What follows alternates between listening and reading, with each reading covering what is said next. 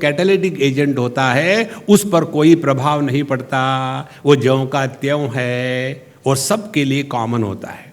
इसी प्रकार से यह उत्साह या इंस्पिरेशन अपने जीवन में एक कैटालिटिक एजेंट के जैसा होवे तो जीवन में आमूलाग्र परिवर्तन आ जाता है। देखो, हमारे अमेरिका में 2 चेन्स है। एक चेन है होटल की, आप सब जानते होंगे। गुजरात में एक भी ऐसा नहीं कि जिसका एक ना एक अमेरिका में ना हो, सभी मारे हैं अमेरिका के। एक हमारा मित्र है, उसका नाम पाटिल है।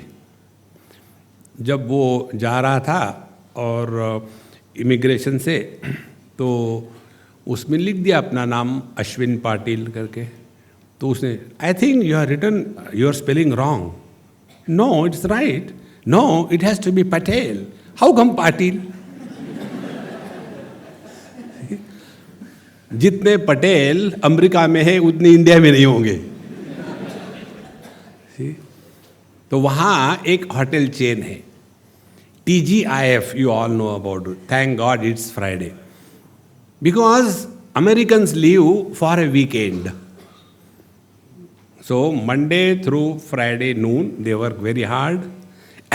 उसके पश्चात फिर जाएंगे, क्या वीकेंड है, वीकेंड को चले गए और मंडे को जब आते हैं तो वीकेंड होके आते हैं। अच्छा, वीकेंड होके आने के बाद क्या डिस्कशन? एक ही डिस्कशन होता है, हाँ, how was your weekend, what did you do?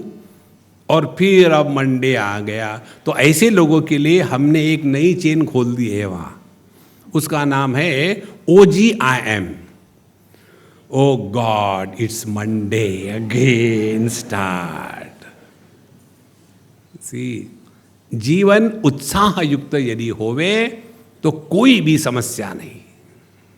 समस्या उत्साह के अभाव की है। एक सिंपल बात है प्रश्न संतो, कोई कठिन नहीं है। जो भी करना है उत्साह के साथ करें। देखो, बोलना है तो उत्साह के साथ, नहीं तो अच्छा क्या कहा था भगवान ने, कुछ तो भी कहा था, अभी ठीक है, अरे राम राम राम। जो भगवान यदि उत्साह के साथ नहीं बोलते तो अर्जुन उस डिप्रेशन से बाहर आता ही नहीं। ध्यान से सुनो, भगवद गीता में जितनी बातें बताई है उसमें से एक भी बात अर्जुन ने नहीं करी। युद्ध के मैदान में थे, ऐसे कंफर्टेबली एसी में नहीं बैठे हुए थे वो, और उसमें ना कर्मयोग किया, ना भक्ति योग किया, ना अष्टांग योग किया, ना ज्ञान योग किया, कुछ भी नहीं किया। फिर हुआ क्या? नष्टो मोह स्मृति ही लब्धा तत्प्रसादात्मयाच्युत।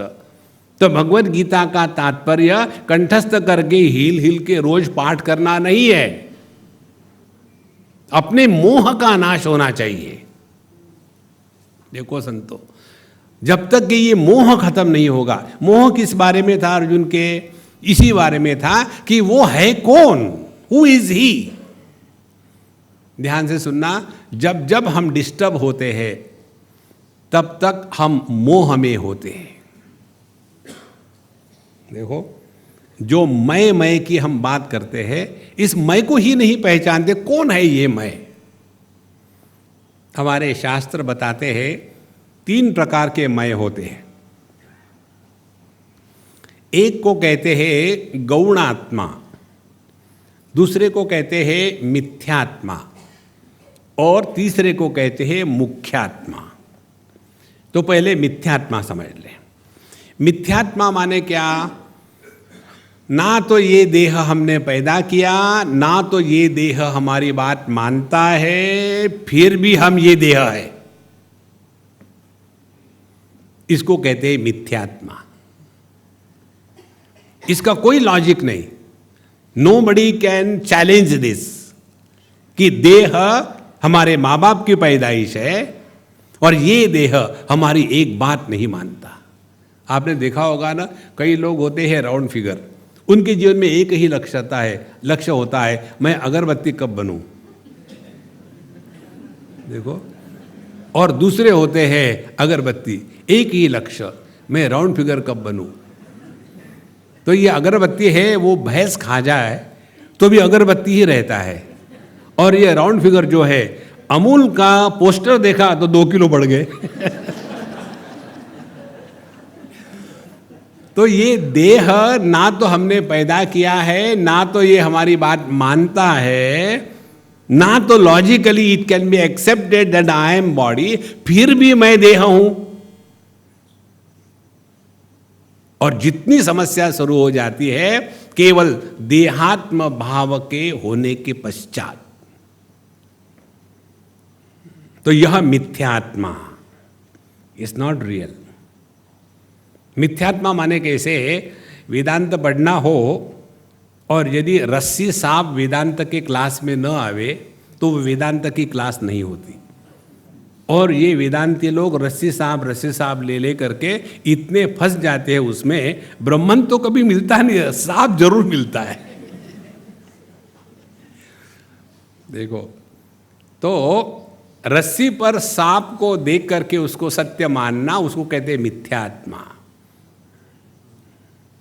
देखो कैसे मिथ्यात्मा है, दूसरे प्रकार से बताया आपको, इसको ठीक से समझ लेना। हम जब सुवर्ण के आभूषण खरीदने जाते हैं तो उसको पूछते, भाई इसमें सोना है कि नहीं, तो ये बताओ सुवर्ण में आभूषण होते हैं कि आभूषणों में सोना होता है? असल में देखा जाए तो सुवर्ण में आभूषण होते हैं, आभूषणों में सोना नहीं होता। यह सत्य है। लेकिन हमारा ध्यान केवल नाम रूप के तरफ है, हमारा ध्यान केवल अनावश्यक के तरफ है। इसी प्रकार से हमारा ध्यान इस नाम रूप के तरफ है और इसी को हमने सत्य मान लिया।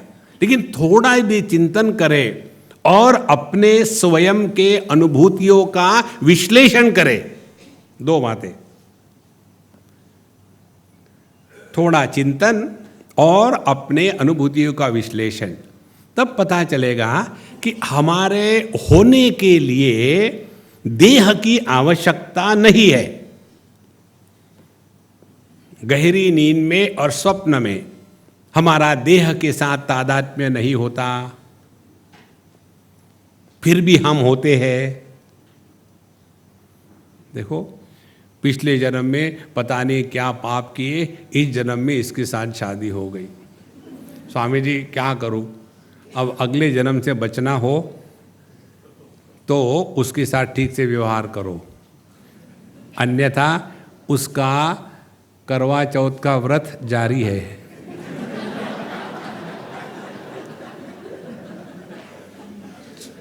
जाओगे कहाँ मियाँ? पकड़ के रखेंगे। इससे हमको सीखना क्या है? इस देह के निर्मित के पूर्व हम थे, ये देह में हम है, देह नष्ट हो जाएगा तो यहाँ जो पाप पुण्य किए हैं उसके भोग के लिए अगला देह लेंगे। माने हम तो अखंड सत्ता है ना, तो हमारा देह के साथ तादात्म्य होकर के जो मैं पैदा होता है वो असली नहीं है, वह मिथ्यामय है। केवल इसमें चिंतन और अपने अनुभूति के विश्लेषण की आवश्यकता है और कुछ नहीं करना। भगवद गीता इसलिए है, देखो संतो, सभी के सभी गहरी नींद में आनंद का अनुभव क्यों करते हैं? सभी के सभी सोने के लिए इतना क्यों तरसते हैं? ये एक ही कारण है, क्योंकि गहरी नींद में हमारा देह के साथ तादात्म्य नहीं होता, तो we are mister nobody. And when we are nobody, no thoughts, no thoughts, no miseries, no miseries, all bliss. एक बार एक पति पत्नी आए अपनी केस लेकर के हमारे सामने, स्वामी जी इनको बताओ ये रात को बहुत खर्राटे मारते हैं। हमने कहा भाई खर्राटे मत मारना। हाँ, और आगे व्हाट एल्स कैन आई से? तो उन्होंने कहा स्वामी जी मैं खर्राटे नहीं मारता। बोले स्वामी देखो ऐसे ही करते हैं, ऐसे ही करते हैं। क्या हो गया? जब ये खर्राटे मारते हैं मैं उनको उठाती हूँ, उठो खर्राटे मत मारो। ये शांति से उठते हैं, हड़बड़ाते नहीं कभी। क्योंकि स्थूल देह था, जो हड्डी होते हैं वो हड़बड़ाते हैं, इनको हड़बड़ाना भी कठिन है, इसलिए शांत बैठे और कहते हैं शांति से, देखो मैं खर्राटे नहीं मारता, तुम क्यों परेशान होती हो। फिर एक क्षण में फिर शुरू हो जाती है उनकी सप्तस्वर की प्रैक्टिस। तो क्या करूं मैं? हमने कहा देखो अम्मा, मैं इनसे सहमत हूं। बोले मुझे मालूम है आप हमेशा लेडीज के अगेंस्ट है। अरे जो मर्जी है कह लो, ये जो कह रहे हैं ना कि ये खर्राटे नहीं मारते, ये सत्य है। क्योंकि जब ये खर्राटे मारते हैं तब ये देह के साथ तादाद में नहीं होता, और इसीलिए ये तुम्हारे पति नहीं है। तत्र माता अमाता भवति, तत्र पिता अपिता भवति। उपनिषद में आता है गहरी नींद में हम माता पिता भाई बंधु इत्यादि कोई नहीं होते, फिर भी हम होते हैं। यह जो मिथ्यात्मा है, इस मिथ्यात्मा का निराकरण करने के लिए शास्त्रों का अध्ययन, चिंतन और अपने अनुभूतियों का विश्लेषण आवश्यक होता है। जब तक ये नहीं करेंगे तब तक के वही अपने स्वामी जी हमने इतनी माला फेरी कुछ नहीं हुआ, क्यों टूटी नहीं माला, दूसरी खरीद लो, माला फेरी कुछ नहीं हुआ। क्या एक्सचेंज में है क्या? एक्सचेंज ऑफर, ऐसा कुछ नहीं होता। दूसरी बात, एक बार हमने अपने को देह मान लिया कि मैं देह हूं, ये हो गया मिथ्यात्मा। अब ये मिथ्यात्मा की 2G सेकंड जनरेशन, देखो all the problems are 2G problems.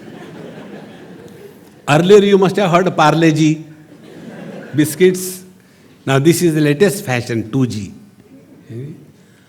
So 2G में व्हाट हैपन्स इन 2G, उसमें क्या होता है कि एक बार मिथ्यात्मा को सत्य मान लिया, उसके बाद ही हम बनते हैं माँ बाप भाई बहन और सास बहू इत्यादि। ध्यान से सुनना, जब जब आप डिस्टर्ब होते हो तब उसके मूल में जाकर के देखना, तो आपको पता चलेगा हम माँ के रूप में डिस्टर्ब होते हैं, बाप के रूप में डिस्टर्ब होते हैं, सास के रूप में डिस्टर्ब होते हैं, बहू के रूप में डिस्टर्ब होते हैं। तो जब तक के ये गौणात्मा को हमने सत्य मान लिया है तब तक के जीवन में दुखों से मुक्ति नहीं है। अर्जुन की यही समस्या थी। युद्ध के मैदान पर कोई मामा नहीं होता, कोई भांजा नहीं होता, कोई गुरु नहीं होता, कोई शिष्य नहीं होता। युद्ध के मैदान पर केवल योद्धा होता है। देखो संतो, तो पूरी भगवत गीता में क्या बताया कि जो हमको अपने जीवन में उतारना है, व्यावहारिक गीता क्या उतारना है अपने व्यवहार में, यही समझ लेना है कि जहां जहां हम दुखी हुए हैं यह गौणात्मा को हमने सत्य माना है, लेकिन यह बात घुसती ही नहीं है अंदर। भागवत महापुराण में कथा आती है, एक राजा था, स्टैंडर्ड फॉर्मेट है, एक राजा था, उसकी 100 रानियां थी, फिर भी बच्चा नहीं होता था। देखो अपनी जितनी भी पौराणिक कथा है ना, इसमें एक भी ऐसा पात्र नहीं है कि जिसकी एक पत्नी थी। पता नहीं हिंदुओं के लिए एक पत्नी व्रत कहां से आ गया, ये अपने धर्म के विरुद्ध है। देखो अब एक ने गलती करी, राम ने, तो सभी अरे आदर से लेना है तो कृष्ण का लो।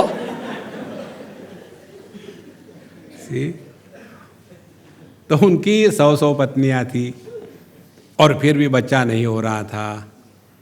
तो फिर वो चले गए एक महात्मा के पास, और वहाँ जाने के पश्चात उन्होंने कहा कि महात्मा जी मुझे बच्चा नहीं है। तो महात्मा जी ने कहा कि there is no possibility, next 7 lives, अगले 7 जन्म तक तुमको बच्चा नहीं होगा।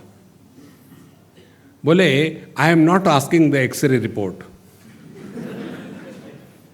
मुझे बच्चा चाहिए। तो महात्मा ने कहा ठीक है ये ले लो, IVF के जैसा इसे ले लो और अपनी छोटी रानी को पिलाओ खिलाओ और हो जाएगा, बच्चा हो गया। उस समय उन्होंने कहा कि अभी तुम दुखी हो क्योंकि तुमको बच्चा नहीं है, बाद में तुम दुखी होगे क्योंकि बच्चा है। दुखी होना कॉमन डिनोमिनेटर। आप देखो अपने अपने लाइफ में, पहले शादी होती नहीं इसलिए दुखी होते हैं। अगली बात मैंने कही नहीं।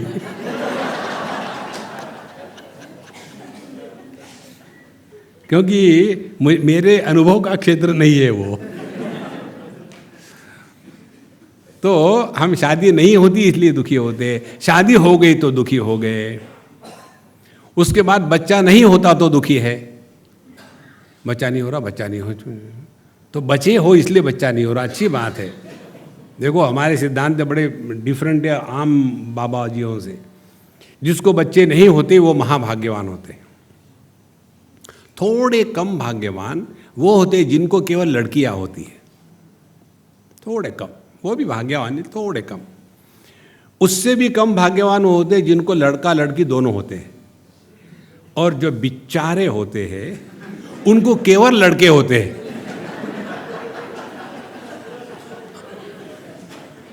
अब देखो कैसा सिद्धांत है ये। देखो दशरथ जी दुखी हुए और प्राणों का त्याग किया, लड़की के कारण नहीं, लड़के के कारण। देखो वसुदेव देवकी जेल में रहे, लड़की के कारण नहीं, लड़के के कारण। देखो धृतराष्ट्र मामका पांडवाश्चैव, ये भी लड़के ही थे और कुछ नहीं थे। इसीलिए भगवान से कुछ मांगना ही है तो लड़कों को मत मांगो, लड़कियों को मांगो। ऐसा क्यों? क्योंकि लड़कियां शादी के पहले भी माँ बाप की सेवा करती है और शादी के बाद हस्बैंड को अपने माँ बाप की सेवा करने को लगाती है।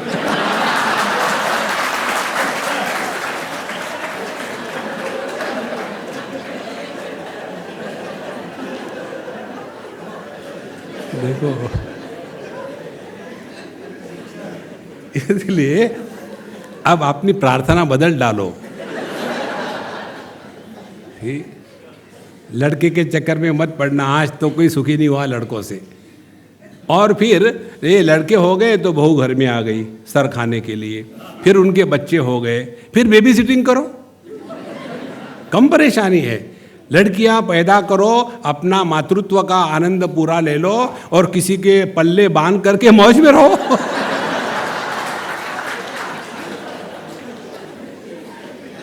देखो इसीलिए ये पहले जो उल्टी बातें हैं ना, लड़का हुआ कुछ नहीं होता, लड़कों से परेशानी होती है। तो यह जो दुखी होने वाले हैं ये होता है गौणात्मा। तो दो आत्मे हमने देख लिए, एक था मिथ्यात्मा, दूसरा गौणात्मा। गौण माने सेकेंडरी, छोटा, तो CH आत्मा।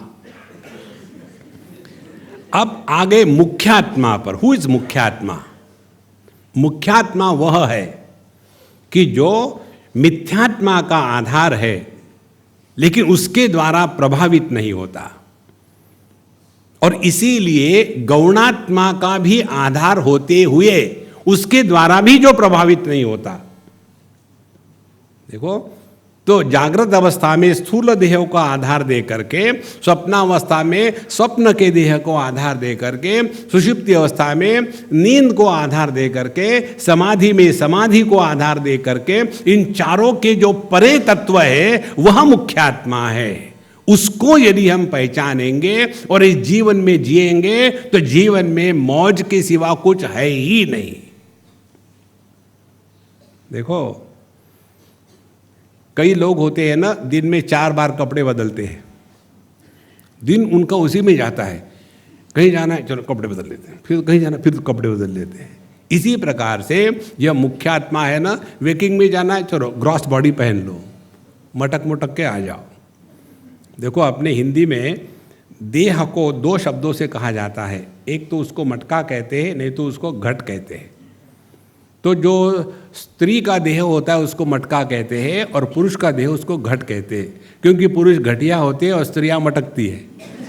ये वहीं से आए शब्द है। जो मटकती है वो मटका वाली और जो घटिया होते हैं वो घट वाले। जितना दुख है ये इसी केवल गौणात्मा का दुख है। अर्जुन की यही समस्या थी कि मैं किसी का शिष्य हूं, मैं किसी का पोता हूं, मैं किसी का भाई हूं, बहनोई हूं। युद्ध के मैदान में ये सब नाते रिश्ते, इनका कोई मतलब नहीं होता। देखो संतो, इसको ही केवल समझ लो। जब जब हम दुखी होते हैं तब तक हम कुछ ना कुछ बने हैं, बनो मत। देखो, जो बनते हैं वो बनावटी होते हैं, असली नहीं होते। इसीलिए जो ध्यान करते हैं वो कभी ध्यान में नहीं रहते, उनका ध्यान नहीं रहता। ध्यान यह करने की प्रक्रिया नहीं है, ध्यान देने की प्रक्रिया है। करने के लिए वो कोई क्रिकेट खेलना थोड़ी है। देखो संतो, जागृत अवस्था होती है उसमें हम कुछ करते हैं, स्वप्नावस्था होती है उसमें हम कुछ करते हैं, सुषुप्ति अवस्था होती है उसमें हम खर्राटे मारते हैं, और समाधि की भी अवस्था होती है जिसमें हम रहते हैं।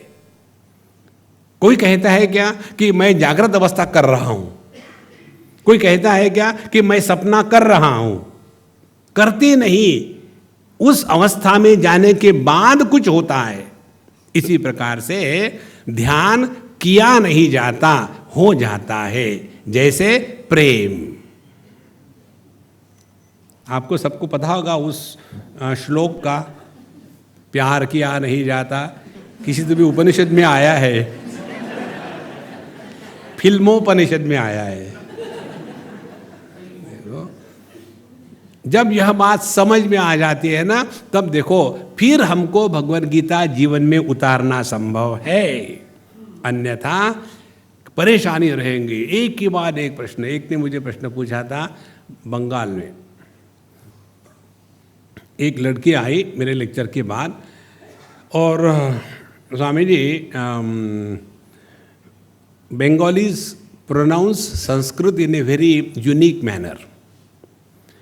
जैसे कंजंग कॉन्सोनेंट, जोड़ाक्षर जो होता है वो ठीक से उनके अपने स्टाइल का होता है। वो जैसे अद्वैत होगा तो कहेंगे अद्वैत, द को डबल कर देंगे, वो को निगल जाएंगे। आत्मा होगा तो आत्ता कहेंगे। तत्वमसी, तत्तमसी, तुम तामसी को। तो उनके यहाँ जब वो गए, सत्संग हो गया, वो हमको कहती है स्वामी जी, हाँ ये कहने के लिए स्वामी जी ने, स्वामी जी मुझे एक प्रश्न पूछना है। हमने कहा पूछो, क्या प्रश्न है? मैं भगवद गीता पर पीएचडी कर रही हूँ। हमने कहा ये प्रश्न भगवान के लिए है। कहा नहीं नहीं नहीं, ऐसे मेरी मजाक मत करना, मैं रियली सीरियसली पूछ रही हूँ। अच्छा बताओ क्या है? तो बोले भगवद गीता में कोई कोई श्लोक अर्थहीन और अनावश्यक है, ये मैंने ढूंढ के निकाला। हमने कहा हाथ मिलाओ।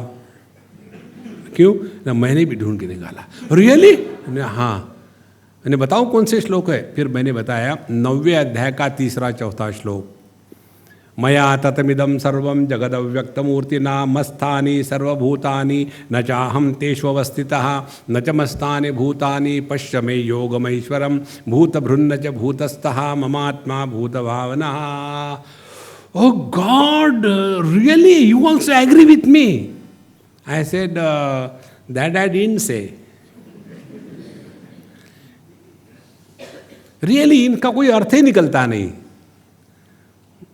हमने कहा देखो, इसका अर्थ इसलिए निकलता नहीं क्योंकि हम अर्थहीन विचार करते हैं।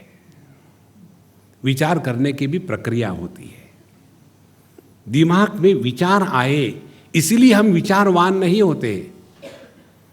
बहुत पैसा होने से आदमी धनवान नहीं होता, बहुत पैसा होने से आदमी करप्ट होता है।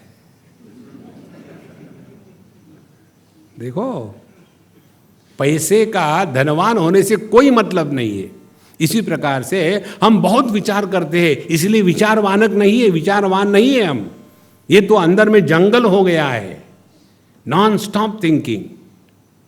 देखो, इसलिए यह जो भगवद गीता की एक एक बात है उसको सूक्ष्मता से चिंतन करें, अपने अनुभूतियों का विश्लेषण करें तो पता चलेगा एक ही समस्या का समाधान यदि हम पा सके अपने जीवन में तो हमने भगवद गीता जीवन में उतार ली। कौन सी समस्या है? Only one problem, identity crisis. अपने बारे में ठीक से जानकारी। तो जब जब हम दुखी होते हैं उस समय केवल यही से शुरू कर देना, दुखी कौन हो रहा है, एकदम स्टार्ट कर दो, तब पता चलेगा 2 क्षण में दुखी हो रहा है। कौन दुखी हो रहा है? पत्नी है, उसको आदत ही है, छोड़ो, चलो दूसरा काम करते हैं। बिल्कुल सिंपल टेक्निक है ये। देखो, इसीलिए पूरी भगवद गीता भगवान ने कब बताई अर्जुन को? पहले तो डांट दिया, क्लैब्यम मास्मगम पार्थ, और उसके पश्चात अर्जुन कहता है न एतद् विद्म कतरन्नो गरीयो यद्वा जयेम यदि वानो जयेयुः। हे भगवान, मैं ये नहीं समझ पा रहा हूँ कि क्या ठीक है, हम उनको जीते कि वो हमको जीते। मानो वो खड़े हैं वॉकोर लेकर इसके सामने, तो उस समय भी भगवान चुप रहते, बोलते नहीं। पहले अध्याय में डांट दिया, फिर चुप हो गए। फिर जब अर्जुन परेशान हो रहा है, दुखी हो रहा है, और भगवान अपने बढ़िया च्युइंगम खा रहे हैं, उस समय अर्जुन एक बात करता है द्वितीय अध्याय के 7वें श्लोक में, कार्पण्य दोषोपहत स्वभावः पृच्छामि त्वां धर्म सम्मूढ़ चेताः यश्रेयस्यान्निश्चितं ब्रूहि तन्मे शिष्यस्तेहं शाधि मां त्वां प्रपन्नम। जब तक के प्रश्न पूछने वाला योग्य बुद्धि से प्रश्न नहीं पूछ रहा है, तब तक के प्रश्न का समाधान कभी नहीं मिलेगा। देखो, अर्जुन की पहले आर्ग्यूमेंट थी, ये कैसे करे, वो कैसे करे। इसीलिए हमको जब भी कोई प्रश्न पूछता है ना, हमारी 2 कंडीशंस होती है, नो डिस्कशन, नो आर्ग्यूमेंट। फिर हम बात करेंगे आपसे। यदि डिस्कशन आर्ग्यूमेंट शुरू हो गई, उसी समय select shift delete, no need to entertain an argumentative person, क्योंकि वादो न अवलंब्य, never take refuge in arguments and logic, they are never conclusive on any issue. तो जब अर्जुन कहता है, अपने आप को उसने समझ लिया, कार्पण्य दोषो अपहत स्वभावः, यह कृपणता का दोष। कृपणता का दोष क्या है? कृपणता का दोष माने सेल्फ पीटी। जैसे किसी अन्य पर तरस नहीं खाना चाहिए, गलत है वो। प्रेम करो, सेवा करो, किसी पर तरस मत खाना। अरे अरे बेचारा गरीब है, कुछ खाने को नहीं मिल रहा है, गवर्नमेंट ने कुछ करना चाहिए, और अब आइसक्रीम खाए जा रहे हैं। किसी पर तरस ना खाओ, और अपने पर तो कभी मत तरस खाना। Never have self PT. जिस व्यक्ति भी अपने पर तरस खाता है, उसने आत्महत्या से भी ज्यादा पाप किया है। देखो, एक जगह एक बोर्ड लिखा हुआ था, इस नदी में क्रोकोडाइल्स है, इसीलिए तैरना मना है, फिर भी तैरने के बाद वापस आओगे तो केस होगा।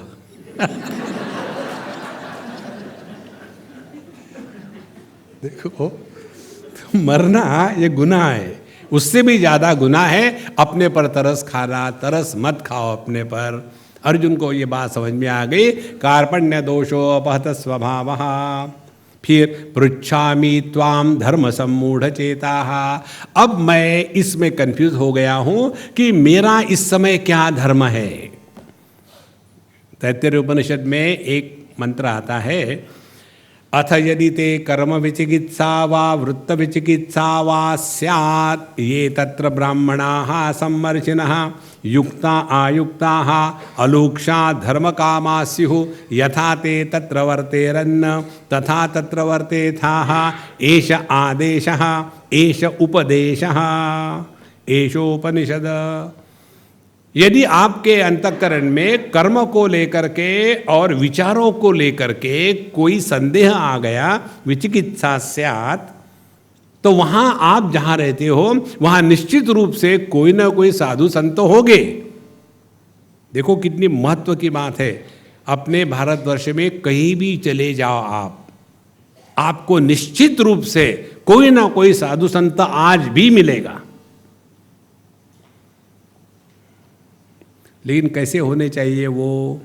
अलूक्षा धर्म कामा स्युः, जिनको इस दुनिया में कुछ करना नहीं है, वो जिनको इस दुनिया में कुछ करना है वो हमको कभी मदद नहीं करेंगे, वो हमारा इस्तेमाल करेंगे। आप जाओ महात्मा जी के पास, गुप्ता जी आइए आइए आइए आइए। गुप्ता जी पहुंच गए। हाँ, क्या चल रहा है आपका बिजनेस?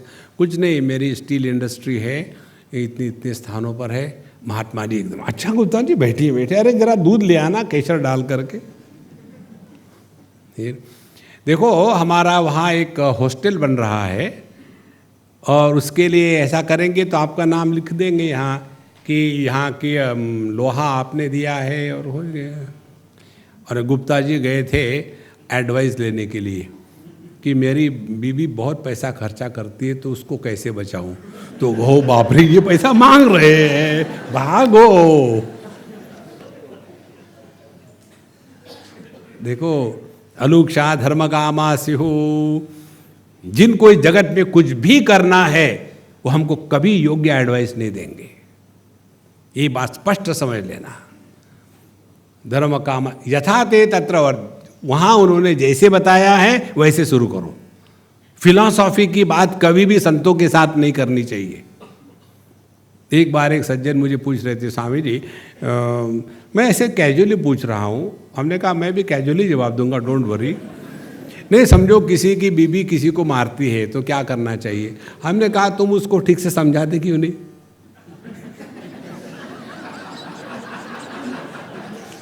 ट्यूबलाइट लग गई कहीं कहीं, सब जगह नहीं लगी।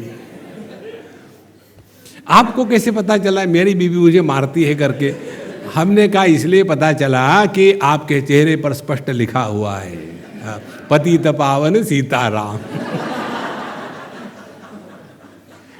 देखो महाराज, जब हम डॉक्टरों के पास जाते हैं तो उनको क्या फिलोसॉफिकल प्रश्न पूछते हैं क्या कि डॉक्टर साहब आजकल अहमदाबाद में डिसेंट्री का क्या हाल है? हाँ, हम कहते डॉक्टर साहब हमको नीचे से प्लग कर दो, लीक हो रहा है नॉन स्टॉप। तब हम डॉक्टर के पास गए हैं। इसी प्रकार से कोई अपने में समस्या है किसी को लेकर के, वही अर्जुन ने किया। धर्म सम्मूढ़ चेता, मुझे समझ में नहीं आ रहा कि इस समय मेरा क्या धर्म है, मैं क्या करूं क्या ना करूं। इसलिए कहते हैं यश श्रेयस्या निश्चितम ब्रूहितन में, कहते हैं भगवान मेरे लिए जो श्रेयस्कर होगा, माने जिसमें मेरी भलाई है वो बताओ। ये नहीं कहा मैं चाहता हूं वैसे होवे। हम लोग जो जाते हैं भगवान के मंदिर में for signing an MOU, God yes sir you have got infinite power and no desires, पता है मुझे। I have got infinite desires no power, वो तो मालूम है। तो क्या करें? Let us sign an MOU। मेरी डिजायर, आपकी power, good partnership, and this is called a devotion. इसीलिए हमारे सभी जो भगवान लोग होते हैं ना, उनकी ये मुद्रा रहती है, इनफ इनफ इनफ। ये वरद हस्त नहीं है, इनफ इनफ इनफ है। और यदि नहीं मानोगे तो एक लगाऊंगा ही दूसरा। देखो यश श्रेयस्या निश्चितम ब्रूहितन में, अर्जुन कहता है भगवान जिसमें मेरी भलाई हो वो बताओ। हम लोग इंडियन है ना, तो इंडियन लोग हर एक everybody is a doctor in India. So when they go to the doctor साहब कोई एक एंटीबायोटिक ठोक दो, अरे बताओ तो सही क्या हुआ है। तो हमारे लिए उसकी आवश्यकता है या नहीं है, हम अपने बता देते। तो वहां अर्जुन कहता है मेरे लिए जो योग्य होगा वो आप मुझे बताओ।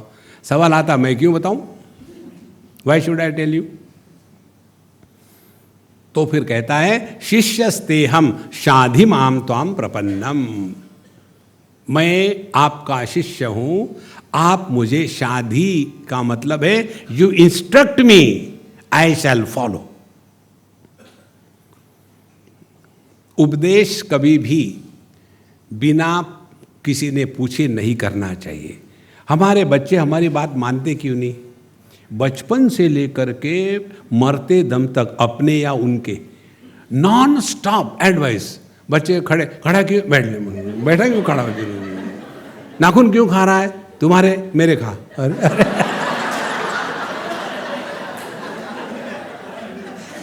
There is no end, no. बच्चे परेशान हो जाते, करूं क्या मैं अब। और फिर धीरे धीरे इस कंडीशन आ जाती है कि बच्चे फिर माँ बाप को 100% डिस्काउंट दे देते हैं। करते उन्होंने एक जगह मैं 100% डिस्काउंट एक बच्चे से ही सीखा हूँ।